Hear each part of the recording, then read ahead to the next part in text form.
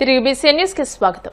CM relief fund పంపిణీలో రాష్ట్రంలోని 175 నియోజకవర్గాల్లో రాయచోటి 10వ స్థానంలో ఉందని, ఇప్పటికే సుమారు 3,90,00,000 రూపాయలు సీఎంఆర్ఎఫ్ నిధులను రాయచోటి నియోజకవర్గంలోని ప్రజలకు అందజేస్తామని మంత్రి మండిపల్లి రాంప్రసాద్ రెడ్డి తెలియజేశారు. అన్నమయ్య జిల్లా రాయచోటి పట్టణంలోని మంత్రి క్యాంప్ కార్యాలయంలో మంత్రి మండిపల్లి రాంప్రసాద్ రెడ్డి రాయచోటి నియోజకవర్గంలోని 69 మంది లబ్ధిదారులకు 71 లక్షలు విలువ చేసే సీఎం రిలీఫ్ ఫండ్ చెక్కులను అందజేశారు. ఈ సందర్భంగా మంత్రి మాట్లాడుతూ సీఎం రిలీఫ్ ఫండ్ పంపిణీ అనేది ఒక మహోన్నతమైన కార్యక్రమమని అన్నారు. ఎందరో పేద ప్రజలకు ప్రాణదాతలుగా నిలిచిన సీఎం చంద్రబాబు, మంత్రి లోకేష్లకు రాయచోటి ప్రాంత ప్రజల తరపున తాను ప్రత్యేక ధన్యవాదాలు తెలియజేస్తున్నానని చెప్పారు. రాయచోటి నియోజకవర్గంలో గౌరవనీయులు పెద్దలు ముఖ్యమంత్రి వర్యులు నారా చంద్రబాబు నాయుడు గారి ఆశీస్సులతో సుమారు 71,60,000 రూపాయలు సీఎంఆర్ఎఫ్ ఎవరైతే రాయచోటి నియోజకవర్గంలో ఉన్న పేద కుటుంబాల కోసం వారి యొక్క వైద్యం కోసం అందించడం జరిగింది. సుమారుగా 36 మందికి ఈ 71,60,000 రూపాయలు ఇవ్వడం జరుగుతూ ఉంది. ఇది ఒక మహోన్నతమైన కార్యక్రమంలో ఈ 12 నెలల్లో కూటమి ప్రభుత్వం ఏర్పాటైన తర్వాత 175 నియోజకవర్గాలతో పోలిస్తే రాయచోటి నియోజకవర్గం మొట్టమొదటి 10 స్థానాల్లో ఉంది. ఇప్పటికే మనం సుమారుగా 3,90,00,000 రూపాయలు సీఎంఆర్ఎఫ్ కింద రాయచోటి నియోజకవర్గ ప్రజలకు అందించడం జరిగింది. నాకు చాలా సంతోషంగా ఉంది. గౌరవ ముఖ్యమంత్రి గారి నేతృత్వంలో ఇది ఒక మహోన్నతమైన కార్యక్రమం.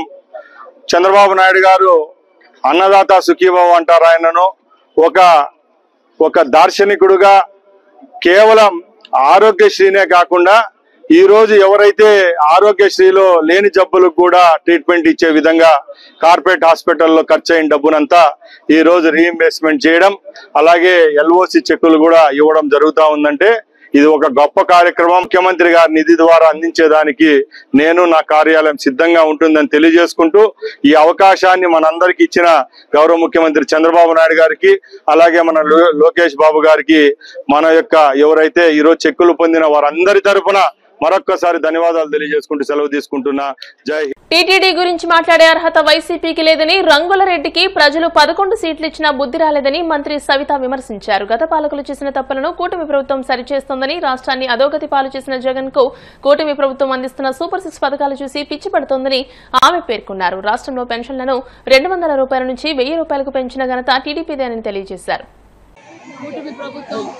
అధికారంలోకి రాగానే అభివృద్ధి ధ్యేయంగా పనిచేస్తున్న విషయం ప్రపంచానికే తెలుసు. మన రాష్ట్ర ప్రజలందరికీ ఈరోజు సూపర్ 6 పథకాలు కావచ్చు, ఉపాధి కావచ్చు, సంక్షేమ పథకాలతో పాటు సంపద సృష్టించి రాష్ట్రానికి ఈరోజు ఉపాధి కల్పిస్తూ సంక్షేమ పథకాలు అందజేస్తూ అభివృద్ధి ధ్యేయంగా మనం పనిచేస్తున్నాం. ఈ అతి తక్కువ కాలంలోనే ఒక పక్క రాజధాని, ఒక పోలవరం, ఒక పక్క సూపర్ 6, మరి ఆర్ఎండ్బి రోడ్స్ కావచ్చు, ఎన్ఆర్జీఎస్ రోడ్స్ కావచ్చు, అన్నా క్యాంటీన్ కావచ్చు, అన్ని సెక్టార్స్లోనూ ఈరోజు రాష్ట్రం అభివృద్ధి జరుగుతూ ఉందనే విషయం ప్రజలందరికీ తెలుసు. కానీ వైసీపీ వారికి మాత్రం భయం పుట్టుకొని మేము చేయలేని పనులు వాళ్ళు అతి తక్కువ కాలంలోనే పూర్తి చేస్తున్నారు, ఏదో విధంగా డైవర్షన్ చేయాలని చెప్పి జగన్మోహన్ రెడ్డి బ్యాచ్ ఏ విధంగా అయితే బురదజల్లుతుందో మనం అందరం చూసాం.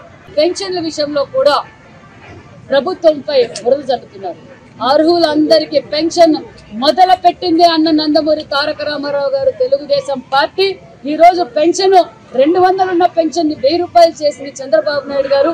మరి 1000 రూపాయలు ఉన్న పెన్షన్ 2000 చేసింది చంద్రబాబు నాయుడు గారు. మరి 2000 పెన్షన్ 3000 చేయడానికి జగన్ రెడ్డి, రంగుల రెడ్డికి 5 సంవత్సరాలు పడింది. పెన్షన్ల గురించి మాట్లాడే అర్హతే జగన్మోహన్ రెడ్డి గారికి, వైసీపీకి లేదన్న విషయం తెలియజేస్తున్నాం. మరి వికలాంగులను గాలికి వదిలేశారు జగన్మోహన్ రెడ్డి గారు ప్రభుత్వంలో. 3000 ఆ రోజు ఇచ్చిన చంద్రబాబు నాయుడు గారు 3000 ఇస్తే మళ్ళీ జగన్మోహన్ రెడ్డి గారు ఏమీ చేయలేదు. 3000 ఉన్న పెన్షన్ మేము 6000 చేశాం. ఈ రోజు వాళ్ళ పెన్షన్ల గురించి మాట్లాడే అర్హతే లేదన్న విషయం మరొక్కసారి మీకు తెలియజేస్తూ, ఎవరైతే అర్హులు ఉన్నారో వారి ప్రతి ఒక్కరికి పెన్షన్ అందుతుందన్న విషయాన్ని కూడా మేము తెలియజేస్తూ, మరి ఈ రోజు హిందూ ధర్మాన్ని గౌరవించే విధంగా ఈ రోజు రాష్ట్ర వ్యాప్తంగా మరి వినాయక చవితి చేసుకుంటున్నాం. వినాయక చవితి మంటపాలకు, అంటే వినాయక మంటపాలకు కూడా ఉచిత కరెంటు కూడా మేము అందజేశామన్న విషయాన్ని కూడా మీకు తెలియజేస్తున్నాం.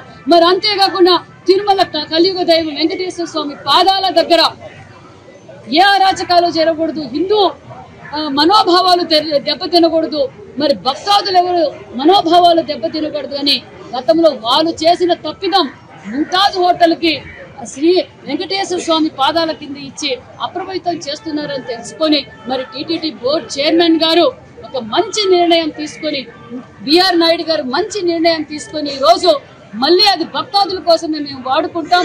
అది టూరిస్ట్ ప్లేసు, మేము మా టూరిస్ట్ ప్లేస్ మాకు ఇవ్వండి, టీటీడీ ప్లేస్ మేము టూరిజం డిపార్ట్మెంట్కి ఇస్తామని చెప్పి భక్తాదుల కోసం మంచి చేస్తే ఈ రోజు వైసీపీ కరుణాకర్ రెడ్డి గారు నీతులు మాట్లాడుతున్నారు. కరుణాకర్ రెడ్డి గారు టీటీడీ బోర్డు చైర్మన్ గా గతంలో వైసీపీ ప్రభుత్వంలో ఎంత మంది భక్తాదులు ఇబ్బంది పడ్డారో, వైసీపీ టీటీడీని ఏ విధంగా భ్రష్టు పట్టారో ప్రజలందరికీ తెలుసు. నిన్నటి రోజు నేను కూడా తిరుమలకి వెళ్ళాను. తిరుమలకి వెళ్తే భక్తాదులతో భోంచేసాం. నాణ్యతమైన భోజనం, నాణ్యతమైన ఫెసిలిటీస్ ఈ రోజు అన్ని విధాలుగా టీటీడీలో సౌకర్యాలు అందజేస్తుంది. మరి టీటీడీ చైర్మన్, మరి బోర్డు మెంబర్స్, అదే విధంగా ఉద్యోగస్తులు ఉన్న విషయాన్ని మీకు తెలియజేస్తున్నాం. ఈ రోజు బిఆర్ నాయుడు గారి గురించి మాట్లాడే అర్హతే కరుణాకర్ రెడ్డి గారి వైసీపీ పార్టీకి లేదన్న విషయం కూడా తెలియజేస్తూ, మరి ఈ రోజు జగన్మోహన్ రెడ్డి గారికి హిందువుల గురించి, వినాయకుని గురించి భక్తి భావాలు రావటం ప్రజలందరూ చూస్తున్నారు. ఈ డైవర్షన్ పాలిటిక్స్ ప్రజలకు అర్థమైపోయే 11 సీట్లకే పరిమితం చేశారన్న విషయాన్ని కూడా మీకు అందరికీ తెలియజేస్తారు. బాపట్ల జిల్లా అద్దంకి మండలం జార్లపాలెం గ్రామంలో మంత్రి గొట్టిపాటి రవికుమార్ పలు అభివృద్ధి కార్యక్రమాల్లో పాల్గొన్నారు. 50 లక్షల రూపాయల వ్యయంతో నిర్మించిన సీసీ రోడ్లు, సైడ్ కాలువలను ఆయన ప్రారంభించారు. అనంతరం ₹1 కోటి వ్యయంతో నిర్మించనున్న తార్ రోడ్డుకు శంకుస్థాపన చేశారు. 35 మంది లబ్దిదారులకు ముఖ్యమంత్రి సహాయ నిధి చెక్కులను పంపిణీ చేశారు. మెయిన్ కాలువ డ్రైన్ అడిగారు, అది ఒకటి చేపిస్తామని చెప్పాము. ఇప్పుడు జలజీవన్ విషయంలో 50 లక్షలు శాంక్షన్ అయింది. తార్ రోడ్డు ₹1 కోటి ఇచ్చాం. ఒక సంవత్సరం 3 నెలల్లోనే 4 నెలల్లో ఇన్ని కార్యక్రమాలు చేశాం. ఇది కాకుండా అభివృద్ధి కాకుండా మీరు చూస్తా ఉన్నారు, పెన్షన్లు 4,000 ఇచ్చాము, ₹4,000 చేశాం ఒకేసారి. పోయినసారి జగన్ గవర్నమెంట్ లాగా 2,000 నుంచి 3,000 చేయడానికి వాళ్ళకి 5 సంవత్సరాలు పట్టింది. చంద్రబాబు నాయుడు గారు ఒకే సంతకంతో 4,000 చేశాడు, 3,000 నుంచి కొన్ని 6,000 చేశాడు. కొంతమందికి ఆరోగ్యం బాగాలేని వాళ్ళకి 10,000 ఇచ్చాము. పూర్తిగా వికలాంగ తత్వం ఉండి మంచంలో ఉన్న వాళ్ళకి 15,000 ఇచ్చాం. ఇటీవల కాలంలో కొంతమంది ఊరక ప్రచారం చేస్తా ఉన్నారు, పెన్షన్లు తీసేస్తున్నారు, వికలాంగులు లేని పెన్షన్లు తీసేస్తున్నారు. ఎవరైతే దివ్యాంగులు ఉన్నారో వాళ్ళ పెన్షన్ ఎవరితో కూడా టచ్ చేయట్లా. ఆ ముసుగులు ఎవరైతే పెన్షన్లు దొంగ పెన్షన్లు తీసుకున్నారో వాళ్ళకైతే తప్పకుండా తీసేస్తాం. దాంట్లో మొహాటం ఏం లేదు, బహిరంగానే చెబుతున్నాం. పెన్షన్ అర్హులు కావాలి, అనర్హులకి పెన్షన్ పట్టుకోవడానికి వీల్లేదు. అర్హులైన ఎవరికైనా బాగలేకపోయినా వాళ్ళకే రావాలి. పెద్దవాళ్ళకి, ముసలాళ్ళకి, లేదా భర్త చచ్చిపోయిన వాళ్ళకి, దివ్యాంగులకి, ఎవరైనా ఆరోగ్యం బాగలేకపోతే అట్లాంటి వాళ్ళ కోసం మనం ప్రభుత్వం పెన్షన్ పెట్టింది. దాదాపు 65 లక్షల పెన్షన్లు ఇస్తాం. భారతదేశంలో 33,000 కోట్లు, 34,000 కోట్లు ఖర్చు పెడతాం పెన్షన్ మీద. భారతదేశం ఇంతవరకు ఏ ప్రభుత్వం కూడా ఒక్క పెన్షన్ల కోసం ఇంత ఎక్కువ ఖర్చు పెడుతున్న రాష్ట్రం ఏదుకోలేదు. అది కూటమి ప్రభుత్వం చంద్రబాబు గారి నాయకత్వంలో మాత్రమే ఖర్చు పెడతాం. అదేవిధంగా మనం కొన్ని మధ్య గ్యాస్ సిలిండర్లు ఇస్తాం, 1-2 సిలిండర్లు పడ్డాయి. అది కూడా కొంతమంది ఇంకా డిఫరెంట్ గా చేయమంటారు, ముందే డబ్బులు ఏమని అడుగుతున్నారు. అది కూడా ఆలోచన చేస్తున్నారు ప్రభుత్వం. అది కూడా తొందరలోనే అది కూడా చేస్తాం. పిల్లలకి చదువుకు డబ్బులు ఏమని చెప్పాం, అది కూడా అందరికీ ఇవ్వడం జరిగిపోయింది. ఆర్టీసీ బస్సు మహిళలకు ఉచితం అని చెప్పాము, అది కూడా ఇచ్చాము. అదేవిధంగా అన్నా క్యాంటీన్ రద్దు చేస్తే మళ్ళీ అన్నా క్యాంటీన్ అద్దంకులు పెట్టించాము. ఇట్లా ఏది కూడా ఆపకుండా ఉన్నాయన్నీ కూడా ప్రభుత్వం ఏదైతే మాట ఇచ్చిందో ఒక సంవత్సరం 3 నెలలు 4 నెలల్లో ఇవన్నీ చేస్తాం. అది కాక 16,300 మందికి టీచర్ ఉద్యోగాలు భర్తీ చేస్తామని చెప్పాము. అది ఉద్యోగాలు ఇవ్వటం కూడా ఈ ప్రభుత్వంలో స్టార్ట్ అయింది. గత ప్రభుత్వం ఒక్క ఉద్యోగం కూడా ఇవ్వాలి. ఇవాళ ఈ ప్రభుత్వం అధికారంలో రాగానే ముందు 16,300 ఉద్యోగాలు ఇచ్చింది. అదేవిధంగా ఇవాళ కానిస్టేబుల్ ఉద్యోగాలు కూడా ప్రక్రియ కూడా స్టార్ట్ అయ్యి మొన్న మధ్య మన కాన్స్టిట్యున్సీ పిల్లలు కూడా కాన్స్టిట్యున్సీ ఉద్యోగాలు వచ్చింది. నా దగ్గరకు వచ్చి కలిసి వెళ్ళారు. తిరుమల శ్రీ వెంకటేశ్వర స్వామివారిని తెలంగాణ మంత్రి అడ్లూరి లక్ష్మణ్ కుమార్ దర్శించుకున్నారు. ఉదయం నైవేద్య విరామ సమయంలో స్వామివారి సేవలో పాల్గొని మొక్కులు చెల్లించుకున్నారు. దర్శనానంతరం వీరికి రంగనాయకుల మండపంలో వేద పండితులు వేదాశీర్వచనం అందించగా ఆలయ అధికారులు స్వామివారి తీర్థప్రసాదాలు అందజేసి పట్టు వస్త్రంతో సత్కరించారు.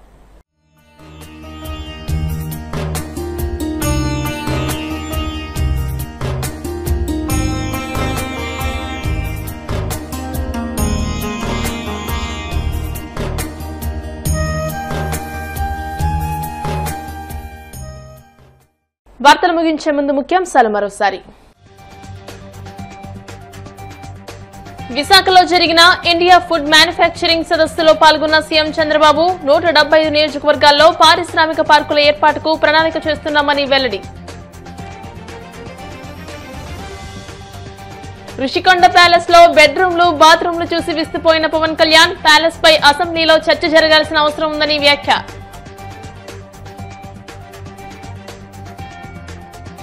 విశాఖలో ఐసీఏఐ నిర్వహించిన అర్ధ సమృద్ధి 2025 సదస్సులో పాల్గొన్న మంత్రి నారా లోకేష్ రాష్ట్ర అభివృద్ధిలో చార్టెడ్ అకౌంటెంట్లు బ్రాండ్ అంబాసిడర్ గా మారాలని పిలుపు.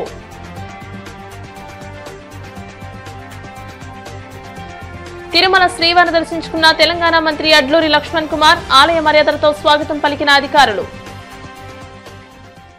ఈ వార్తలు ఇంతటితో సమాప్తం. మరిన్ని వార్తల కోసం BCN digital YouTube channel, Facebook page ని ఫాలో అవ్వండి. అప్డేటెడ్ వార్తల కోసం ప్లీజ్ సబ్స్క్రైబ్.